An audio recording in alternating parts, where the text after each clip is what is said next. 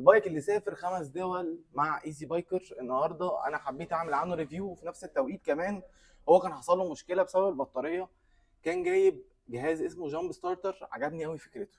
فالنهارده هاخدكم رحله حوالين البايك الياماها ال 1200 سي سي من معرض ايزي بايكر. يلا بينا نشوف ايه القصه. مبدئيا انت بتتكلم هنا ان البايك 1200 سي سي. لو انت بتدور على بايك حابب ان انت تسافر بيه او للطرق الطويله، يبقى ده انسب بايك ممكن تجيبه. طبعا للناس اللي ما تعرفش، البايك ده موديل 2012. الفكره هنا ان هو الشيب بتاعه الشيب بتاع سفر. طبعا هو بيتعدل له شويه حاجات. يعني مثلا ايزي بايكر بيعمل هنا ظهر عشان وهو مسافر بيسند ظهره عليه. في 3 توب بوكس طبعا، هنا واحد واثنين، واحد يمين واحد شمال. طبعا انتوا لو حابين تتابعوا الرحله دي، اللي عاجبني كمان ان هو بصوا حاطط حتى الاماكن اللي راحها على البوكس، ودي حاجه كويسه سواء جوه مصر او بره مصر زي ما انتوا شايفين كده. طب ايه مواصفات البايك؟ وهنخش كمان للموضوع بتاع الجامب ستارتر. لما البطاريه بتاعه الموتوسيكل فصلت، جهاز قد كده قوم البايك الهيوج العملاق اللي قدامكم ده. بس قبل ما نخش في القصه دي هقول لكم ايه مواصفات البايك. كان الحلو في الموتوسيكل هنا ان الموتوسيكل عالي جدا عن الارض. طبعا هو زود له اضاءات زياده زي اللي انتم شايفينها دي، اللينسات دي، وكمان في لينسات في الجهه السفليه دي، واتنين طبعا مساعدين مقلوبين، ودي حاجه بتساعد اكتر على الستيبل بتاع البايك لما بتيجي تاخد اي نقره او اي حفره.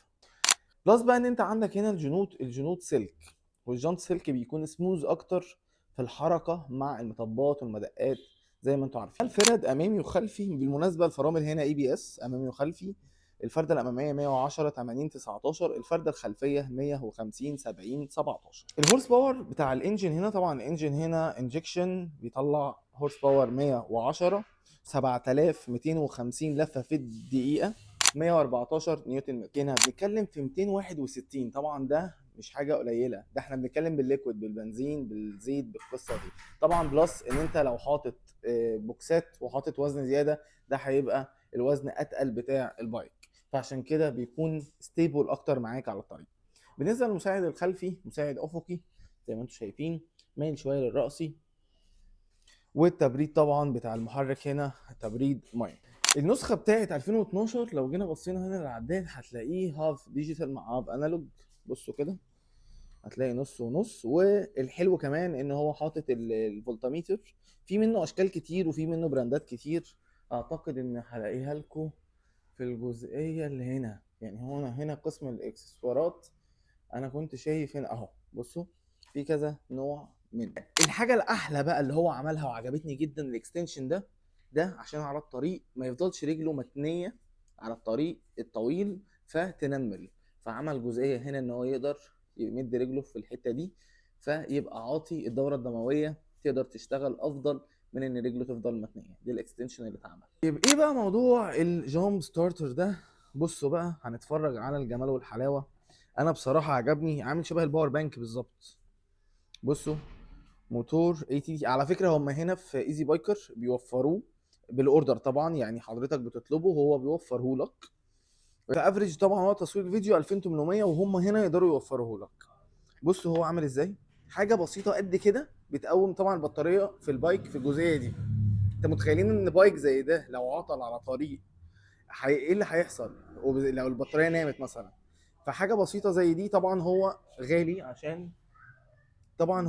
عشان الكواليتي بتاعته عاليه، لان هو انا حتى لما سالت عرفت ان هو بمقام ان انت كانك بتوصل من بطاريه عربيه لبطاريه موتوسيكل. الموضوع بسيط جدا. هو البوتن ده بتدوس يا فندم عليه، فتح اهو تمام.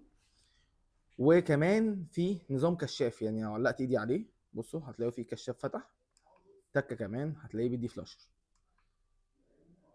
بصوا ثلاث انظمه. في عندك هنا يو اس بي، وعندك هنا السوكت بتاع السامسونج القديم. طب الكابل بقى، طبعا انت هتقول لي طب انا هوصل منين لفين لايه؟ عندك شايفين السوكتين دول اهو كده، احنا هنعتبر ان السوكتين دول بالشكل ده كده. حلو كده. طب انا هركب فيهم ايه؟ هنا بيجي معاه، لو جينا فتحنا كده العلبه هتلاقي هنا بقى ايه اللي هو السالب والموجب. حاجه سيمبل بسيطه على فكره، وزنه خفيف جدا جدا بس منقذ بجد. شايفين دول بيدخلوا في الجزئيه دي. تمام. بصوا هنركب دي كده ودي كده. اوكي، لحظه واحده اهو ركب، بتك تكه كده، فتح معايا اهو. وهنا سالب مع السالب والموجب مع الموجب، وطبعا خلي بالكم ده يجي في ده عشان ما يعملش معانا قفله. بس كده. عايز اقول لكم يعني هو عمل الموضوع قدامي عملي. انا بصراحه انبهرت، لان طبعا البطاريه كانت فعلا والله العظيم كانت ميته خالص. فسالته ايه الجهاز يا معلم ده؟ قال لي الجهاز ده، شرح لي قصته، وقال لي ان هو في افريج ال 2800 عامل شبه بالظبط بطاريه العربيه، ان هو يقوم لي بطاريه بالكبر بتاعه البايك هنا. دي كده برضو كانت معلومه على السريع. فهي بالنسبه لي الفكره ان انا برضو يعني مش كل الناس هتحتاج ده انا عارف، بس في ناس كتير بدات تتجه لان انا عايز اسافر بالبايك بتاعي. مش شرط بره مصر، احنا بنتكلم حتى لو انت جوه مصر، ولو انت ماشي على طريق. وكمان عندك هنا بص بتاعه الولاعه، وعندك شويه كابلات تانيين هنا. فالجهاز بصراحه يستاهل. انا بالنسبه لي الفكره في الغايه نفسها. ايه اللي بيقدمه لي الجهاز البسيط الصغير ده؟ هل هو مهم ولا لا؟ معلش يعني انا ممكن اروح ادفع ال 2000 ولا ال 3000 جنيه دول في سماعه. انا بالنسبه لي الجامب ستارتر ده اهم مليون مره من اي حاجه تانية احنا ممكن نجيبها. عشان كده انا بصراحه انبهرت بيه وحبيت ان انا اشارككم الموضوع ده. معرفش بقى هل يمشي مع بطاريه العربيه ولا لا، بس اعتقد ان هو يمشي مع بطاريه العربيه. اعتقد الموضوع هيكون عملي جدا. فالكواليتي بتاعه حلو، وعامل نفس يعني عايز اقول لكم يمكن اخف من وزن الباور بانك. انتوا متخيلين؟ اخف من الباور بانك. لو جينا بصينا بقى هنا بص هيقول لك ايه. هنا بقى المواصفات بتاعته كلها. فول شارج تايم بيتشحن هنا بيقولوا في 7 ساعات. بصوا عامة الحلو ان هم حاطين هنا ويب سايت، يعني ممكن حضراتكم تخشوا على الويب سايت برضو قبل ما تشتروه. بس انا بتكلم عن تجربة، مش عن ان انا بقول ده منتج كويس وخلاص، لا. يعني هو اتجرب اوريدي قدامي، وبصراحة شفت ان هو جامد جدا. يعني ما شاء الله. اللي هم حاطينه بقى بيقول ان هو بيشحن الحاجات دي كلها. انتوا متخيلين بيدي بقى مع ايه؟ مع العربيات والموتوسيكلات والجيت سكي والباجي وبتاع الجليد. لا الموضوع كبير، فاعتقد انها حاجه كويسه. دي الحاجات اللي بيجي معاها الجهاز: الكتالوج والجهاز نفسه، وكام كابل، 1 2 3 4 كابلات. تمام. وهعطيك طبعا طريقه التشغيل. الجوده بتاعته والكواليتي والاداء اللي قام بيه للبايك اللي انتوا شايفينه ده، اعتقد ان كانت حاجه كويسه. فنرجع تاني للياماها السوبر تنري. ده موتوسيكل لو انت حبيت ان انت تسافر، اعتقد ان ده من اكتر الموتوسيكلات المناسبه للسفر. طبعا هو لما ايزي بايكر زود الاضاءات. بصوا ده كده الاضاءه بس. هو بقى المفروض فين بتاع اللينسات فين؟ بصوا بقى الجمال والحلاوه. حاجه ما شاء الله. رغم ده هو اشتكالي، قال لي ان الطريق من كتر ما هو كان ضلمه، رغم كل الفرح اللي معمول ده، وبرده ما كانش مكفي معاه. بس طبعا كشكل وتركيب انا بصراحه شايف ان ما شاء الله الله اكبر. ورينا العالي كده. دي لا. بصوا حاجه ما شاء الله. طبعا الحاجات اللي زي دي بتحتاج سيرفيس مهتم جدا بالحاجه، عشان الموضوع هنا مش ما ينفعش ان انت تهمل فيه، فتيجي تسافر بحاجه تكون ما ينفعش ان انت تكون هامل فيها، فلا قدر الله تعطل بيك على طريق وانت مسافر، فدي هتبقى حاجه مش كويسه. طبعا انتوا عايزين بقى تعرفوا ده ايه. ده للمقابض السخان. تمام.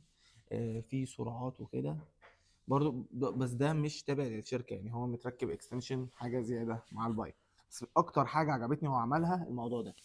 الموضوع ده عايز اقول لكم مبدئيا هو قوي جدا. الماتريال حلوه قوي. الفكره عجبتني ان هو بدل ما هو قاعد رجله كده، تبقى رجله ايه؟ مفروده بالوضعيه دي. فدي حاجه كويسه.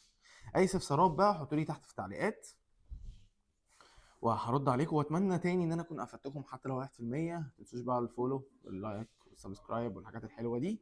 اشوفكم ان شاء الله في فيديو جديد. سلام.